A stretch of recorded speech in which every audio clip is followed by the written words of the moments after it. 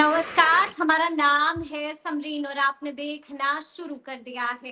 खबर अनफिल्टर्ड। देखिए, कहा जाता है कि खुदी को कर बुलंद इतना कि हर तकदीर से पहले खुदा बंदे से खुद पूछे कि बता तेरी रजा क्या है। और आपको हम बता दें कि बेटी, जिस तरह से बेटी ने एक बार फिर से डंका बजा दिया है और आप अच्छी तरीके से जानते हैं कि बीपीएससी 17वीं का फाइनल रिजल्ट जारी हो गया है और डंका एक बार फिर से एक बेटी ने ही बजाया है।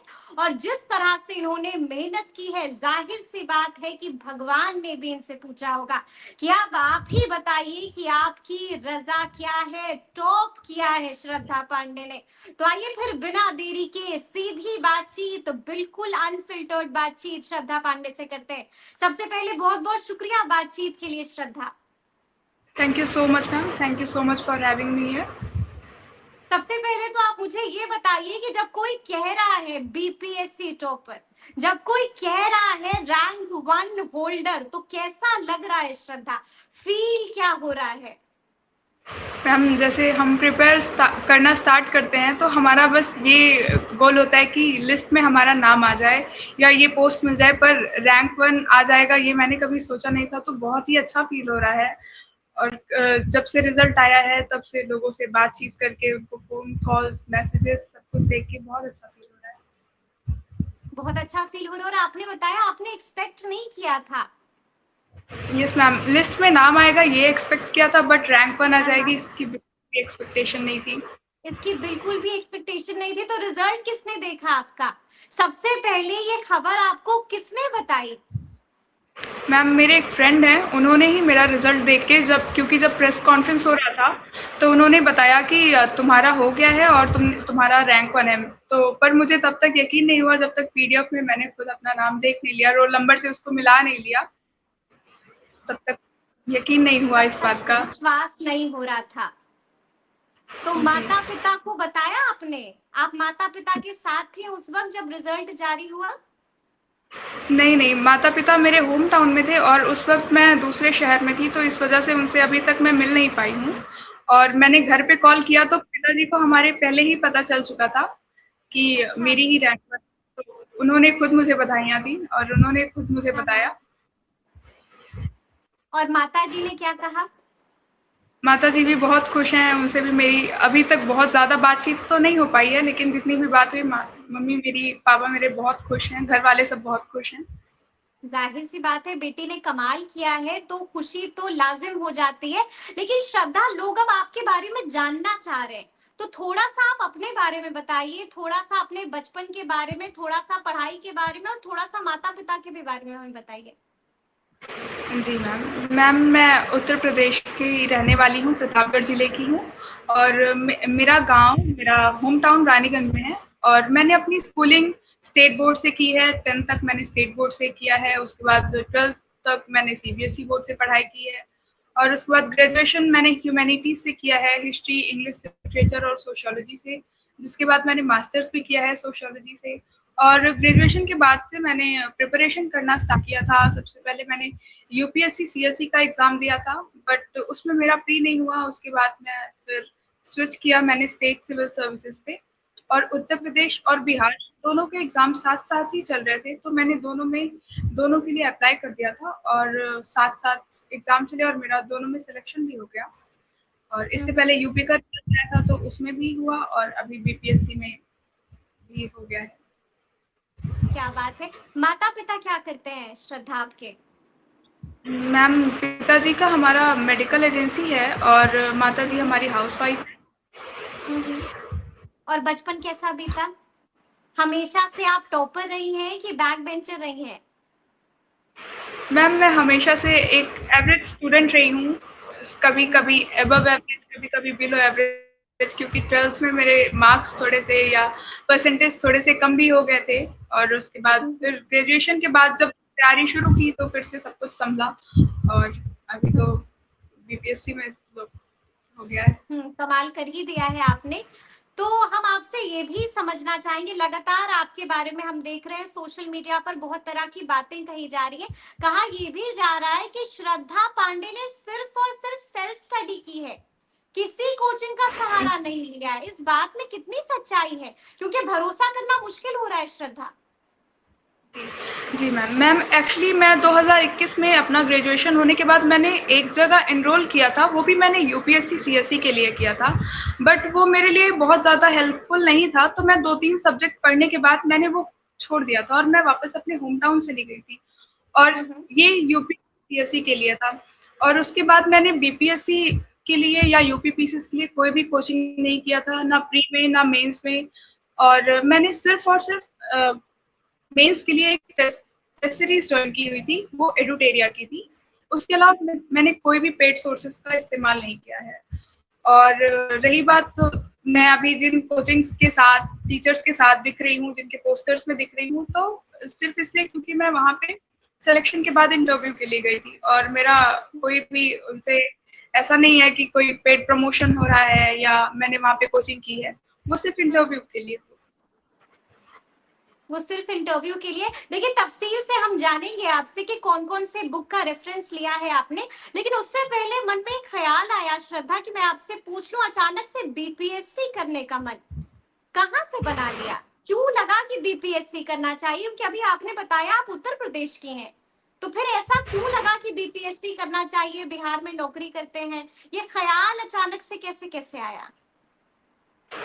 मैम मैं जब यूपीपीसीएस की तैयारी कर रही थी, तो उसके एग्जामिनेशन उसका 10 महीने पोस्टपोन हो गया था, और तैयारी मेरी हो भी चुकी थी। उसी टाइम पे बिहार के लिए वैकेंसीज जब आई, और इस बार ज़्यादा वैकेंसीज होने की वजह से मैंने भी अप्लाई कर दिया था, और दोनों के एग्ज़ाम भी 10 दिन के अंतर पे हुए, तो मैंने दोनों एग्ज़ाम भी दिए।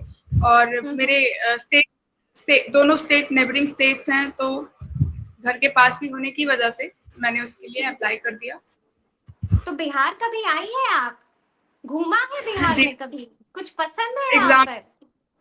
एग्जाम्स के लिए मैं गई हूँ, 4-5 बार मैं वहाँ पे गई हूँ, पटना, बक्सर, कहाँ रोहतास। कहाँ घूमी आप? मैम घूमने का तो मौका मिला नहीं मुझे, बट मैं पटना जंक्शन पे महावीर मंदिर गई थी, वहाँ पे हनुमान जी के दर्शन किए, उनसे आशीर्वाद लिया। और और और मैं आशीर्वाद उसके आपको अलावा मिल गया हनुमान जी का? बिल्कुल मैम, बिल्कुल। हम्म। तो मतलब लगातार जो बिहार के बारे में कहा जाता है श्रद्धा, कि बिहार आने में लोग कतराते हैं, तो श्रद्धा तो खुशी खुशी आ रही है बिहार। बिल्कुल मैम, लोगों की जो मानसिकता बनी हुई है वहाँ को लेके, वो बिल्कुल गलत है, क्योंकि जब मैं वहाँ पे पहली बार गई थी, तो मुझे वहाँ के लोग बहुत हेल्पफुल दिखे। मैं वहाँ पे गई थी तो मुझे होटल नहीं मिल रहे थे, क्योंकि एग्ज़ाम का टाइम था, तो वहाँ पे एक एसआई सर थे, उन्होंने हमारी बहुत मदद की थी, मेरी और मेरे पिताजी की, एक होटल दिलाने में। और उन्होंने अपने एंड से जब तक हमारी हेल्प कर नहीं थी, तब तक वो रुके नहीं। तो हमारा एक्सपीरियंस तो सब कुछ बहुत अच्छा था।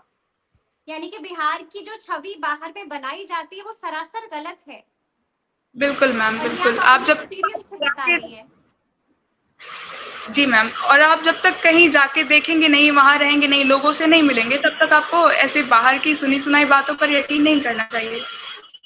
बिल्कुल यकीन नहीं करना चाहिए। देखिए, अभी आपने जिक्र किया कि आप सेल्फ स्टडी किया करती थी, तो हम जी आपसे जानना चाहेंगे, तफसील से जानना चाहेंगे श्रद्धा, कि किस सब्जेक्ट के लिए आपने कौन सी बुक का रेफरेंस लिया था?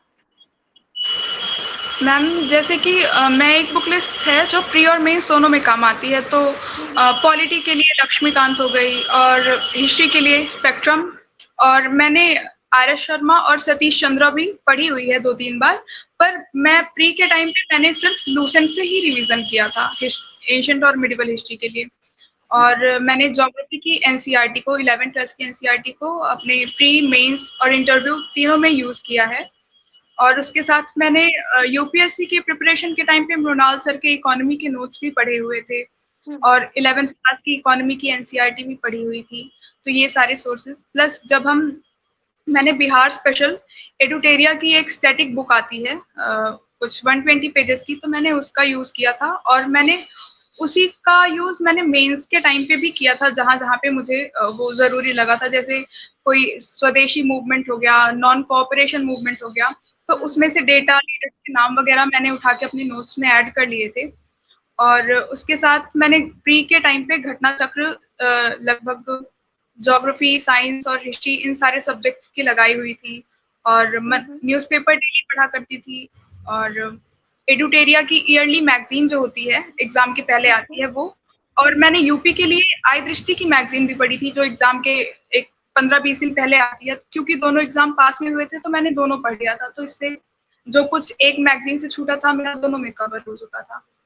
और फिर प्री के लिए और उसके बाद मेंस के लिए अपने जो जैसे स्पेक्ट्रम हो गया, लक्ष्मीकांत के कुछ पोर्शन हो गए और ज्योग्राफी हो गई, ये सब मेंस में भी काम आया था। और मैंने पॉलिटी के लिए जीएस2 में जो सेक्शन है, उसके लिए एक अरिहंत की हैंड रिटन नोट्स करके कोई बुक आई थी, मुझे अभी ध्यान नहीं है क्योंकि वो सारी बुक्स घर पे हैं, तो मैंने उसका यूज किया था पूरा।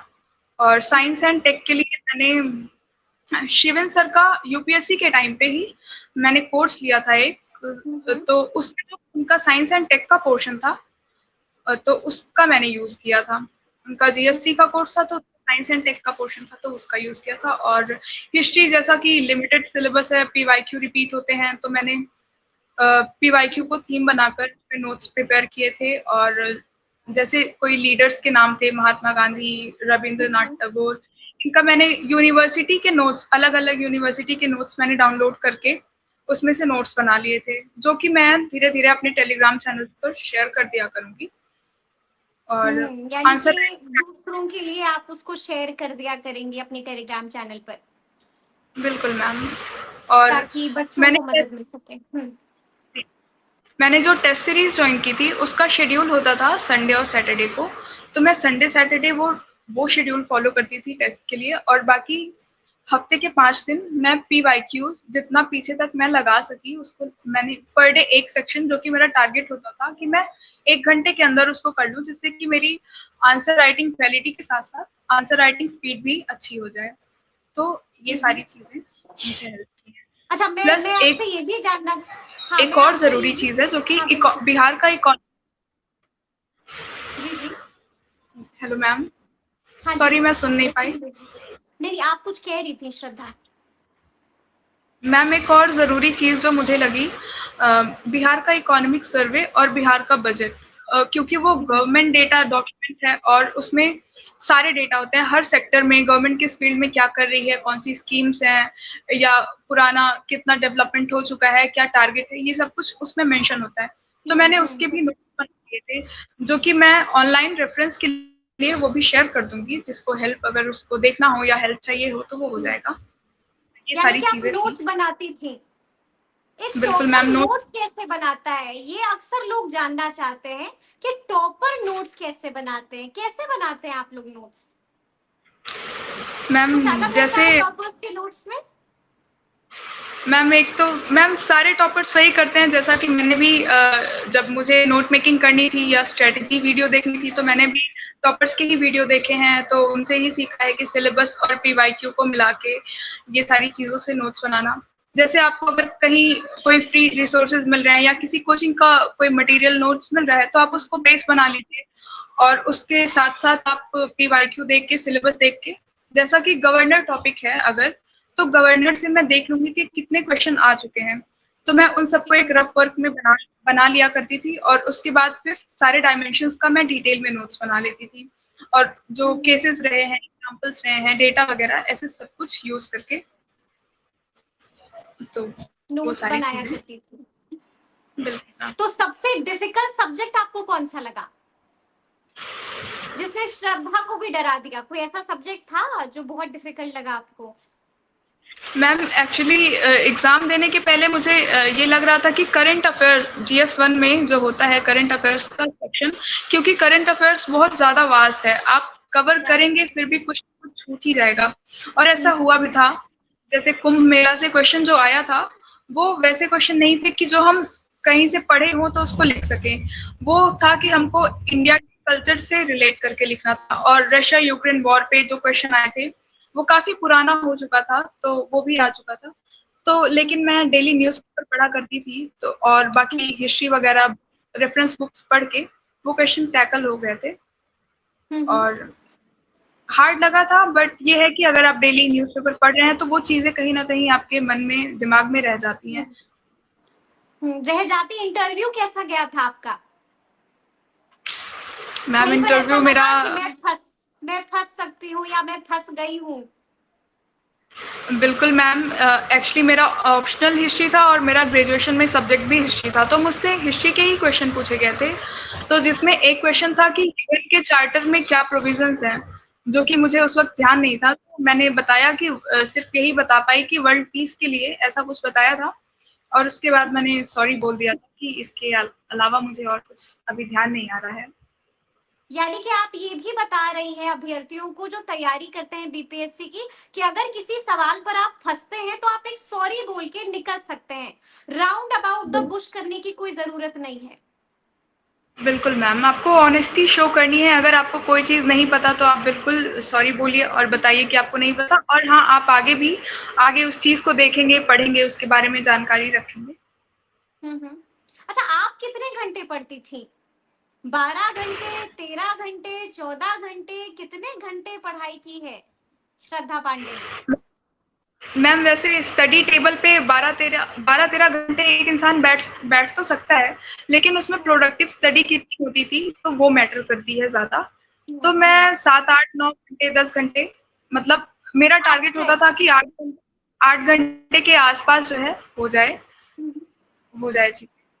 और एग्जाम के टाइम पे जैसे आप नॉर्मल डेज में थोड़ा कम भी होता है तो चलता है, पर एग्जाम के 2-3 महीने पहले, प्री के 3 महीने पहले, या प्री और मेंस के दरमियान जो है, ज्यादा से ज्यादा जितना ज्यादा समय हो सकता है आपको देना चाहिए।